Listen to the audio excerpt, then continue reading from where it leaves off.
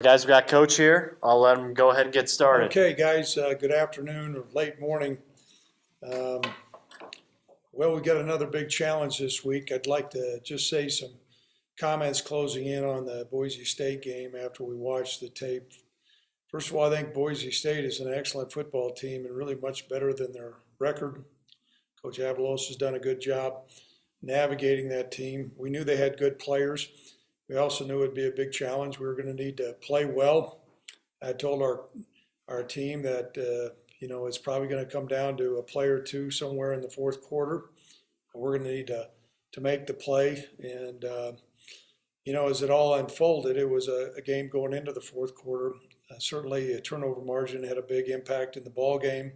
That wasn't the only factor, but to be -1 going on the road, that was going to be a difficult stat to overcome. When I saw the deflection, I kind of gnashed my teeth because I thought, that whole swing had a big impact in the ball game.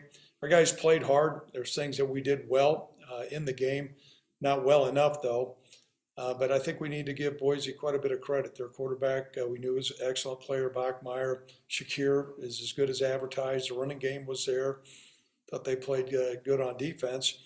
We had some good performances with our guys as well. We made it through the game pretty doggone healthy. So everybody that played in the game will be able to play this next week. We also feel like Eric Abogier will practice today, so we're encouraged about that. That's going to help fortify our offensive line. And so we got to move on. We're 5-5, a lot to play for. A big, tall task this week. Utah State's playing at a really high level. They're currently 8-2.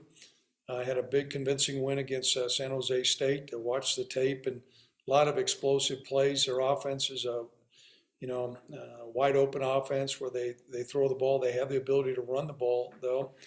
The quarterback is playing extremely well, and they've got good players. I think Coach Anderson, I know him. He's a prince of a guy. There's probably not a school in the country that's done a better job utilizing the transfer portal and the one-time transfer as well as what they have. They certainly flipped their roster over. I went down through and looked. This is a credit to Coach Anderson. 5 guys from Arkansas State traveled with him there. Their starting quarterback and an all-conference linebacker and a couple other players. And then they've had 25 other guys transfer in from 4-year institutions and then 11 junior college players. So they really flipped the roster over and done a great job with this crew. Bonner right now is averaging 315 yards per game throwing the ball. Their offense is very prolific, 467 yards per game. They've got a great wide receiver, Tompkins, and their defense is very much a ball hockey defense. They have forced 20 turnovers, so they're a +1 every game. And so, that seems to be a formula. I've always known that. For us to move forward, we're going on the road. It'll be a challenge as well. Our guys are excited about it. And we're looking forward to playing the Utah State Aggies. So at this time, I'll open it up to any questions anybody may have. Ryan, go ahead. Craig, I guess when you bring in that level of transfer, that many of them, it's probably a double-edged sword where on one hand, you're, like you said, flipping the roster and getting more talent in there. But on the other hand, you never know how that chemistry is going to go. How would you kind of describe the job Blake Anderson has done in, bringing that? Well, I think he's done a phenomenal job, and I'm complimentary of him. The lay of the land of college football is changing a little bit as we go through it. They have an excellent football team. They certainly fortified the roster with good players. That's not our MO. We're a developmental program. But kudos to Coach Anderson. They're a good football team. It's gonna take a good effort for us to beat them. And like I said, we're just operating differently. There's lots of different ways to skin a cat, but college football is changing. I know one college is not recruiting any high school players; they're recruiting all transfers. I think it's still important to have a good relationship with high school coaches. I think it's important to find in-state talent here in the state of Wyoming and to have guys develop. And so that's going to be our MO. It's not to say that we won't utilize the transfer portal, but they have a heck of a football team, and it's going to take a tall task for us to beat them. Josh, go ahead.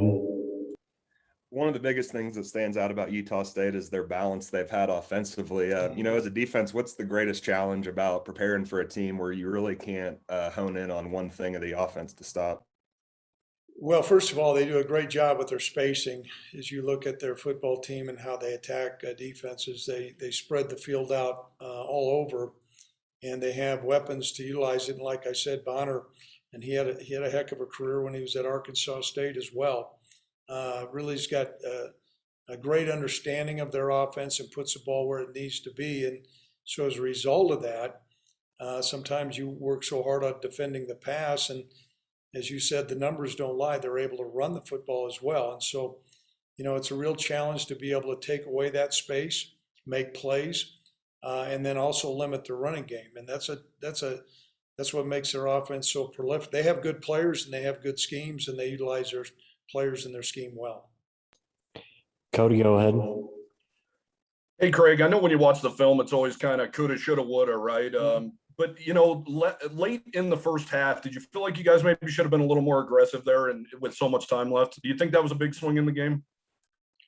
Well, talk to me about when you're referring to late in the first half and where it's at. With 2:47 remaining there with the ball when Titus reached out and didn't get the first down there? Yeah, here's where we were at. We were reeling a little bit defensively with our field position. Now, what our thoughts were to see where we came up with a first down. If we could come up and generate a first down there, we were going to probably change our MO. I appreciate you saying hindsight's 2020. I was hopeful as Titus. We ran that sweep. I was hopeful that when they went and reviewed it, that they were going to overturn the decision. They didn't, and so that changed the complexion. We were hoping to keep some points off the board, and there was a whole lot of conversation that was going on right during that play, Cody. Not only the spot, but also the time, because I knew how much time they had left. So, to say we were in that case going to throw the football, what we did not want to do, we wanted to see where we're at on that field position to see where we could go. And we came up, I guess, by the review, maybe an inch or two short. So, hindsight's 2020. I don't know if I would have second guessed it. I wish Titus maybe had gotten 2 more inches, and then the conversation would probably be a little different. Okay. Ryan, go ahead. Craig, Isaac White made a couple of nice plays at the goal line on Shakir, passes intended for Shakir. What have you seen from him lately, Right. just as far as his development? And obviously he's been playing more with Gandy. Mm-hmm. Yeah, we've really been pleased with Isaac's performance. He's really a great student of the game.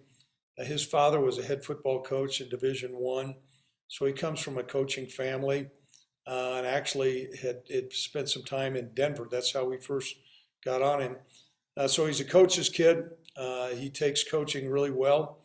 I think you're right. The play that he hit Shakir, he came over and really dislodged him. And we feel like he's got a bright future.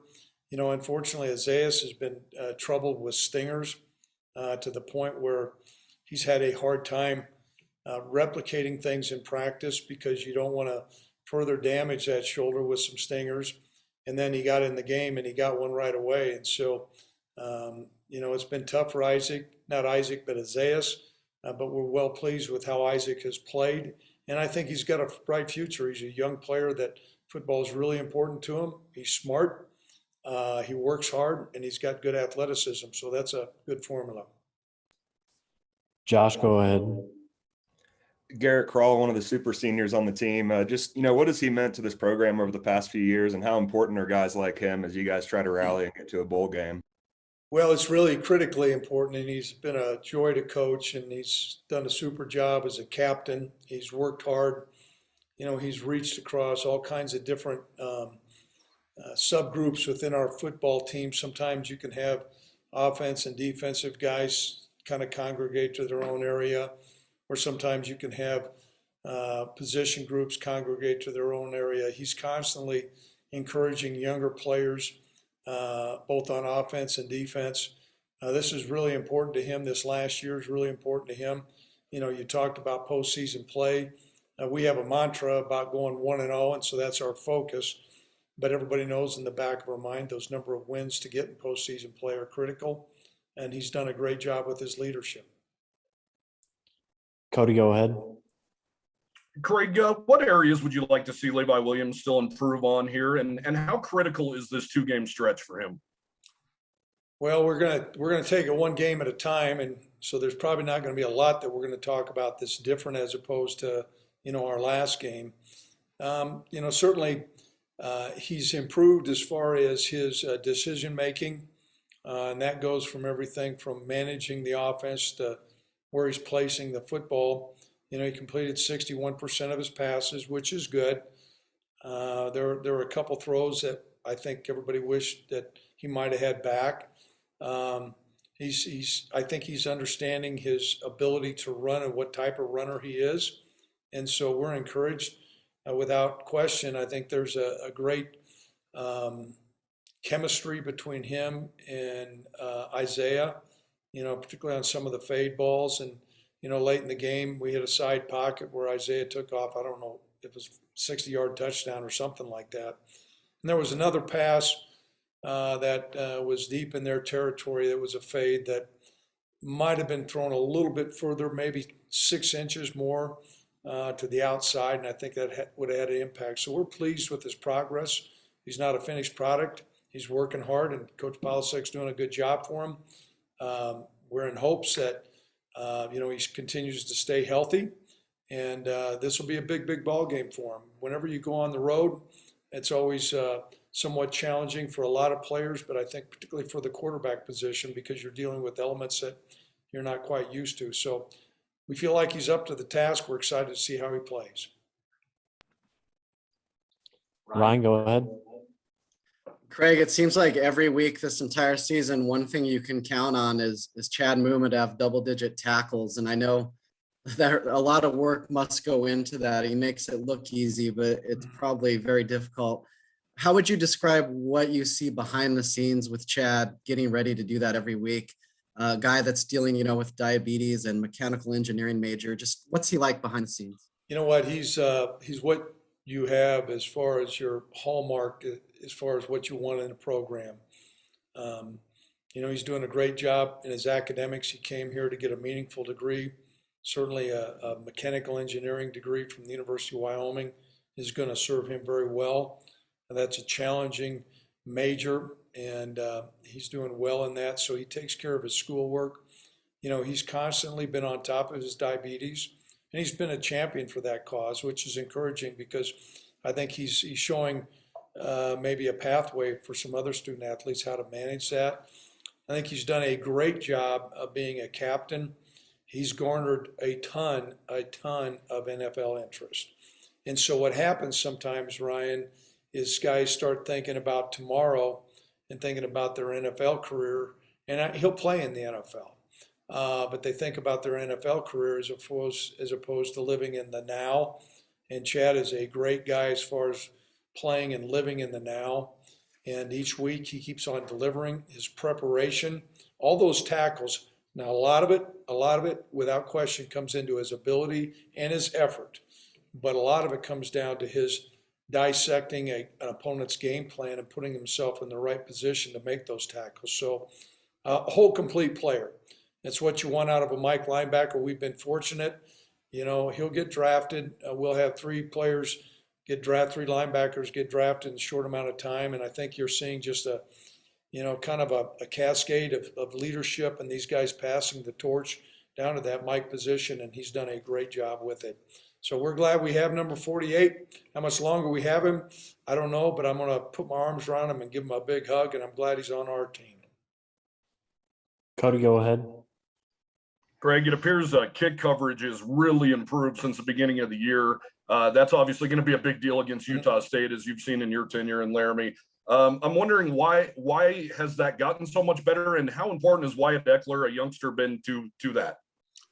Well, it's going to be critical this game, as you know. They've got a great kickoff return game, and I was concerned last week when I saw number 2 go back for some punts. You know, that hidden yardage and field position is so critical. We work hard at it. We allocate a lot of time during practice and meetings, and then we look at our personnel. You know, particularly on the kickoff coverage, if you look at the number of plays that Sebastian has made, I mean, he's been a dynamic force on that, and Weckler and some of these other guys, as you mentioned. And so on a game like this, going on the road, we've got a great opportunity to win, but we're going to need to play well in all 3 phases. And the special team part of the game is going to be critical. And so our coverage skills and our kicks will be really important. Tracy, go ahead.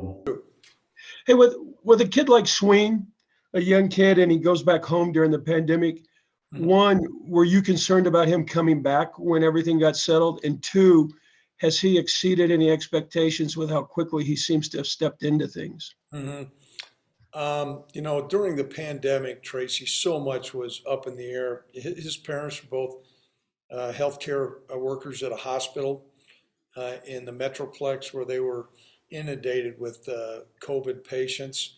And so to have him back, I never took that for granted, or we never took that for granted. We're certainly pleased that has come back. We're exceptionally pleased with his team first attitude. And then the other thing that I've seen, I've got a jersey in my office, and we buy expensive jerseys, that there's a hole in that jersey that is probably close to a softball size that just got ripped out. The fabric got ripped out. And unlike the days when I was playing where you had tearaway jerseys, that was not a tearaway jersey. And he scored on that play on that touchdown. That's hard to do. And he's an explosive running back, and he's added great value to our offense, and he's been a joy to coach.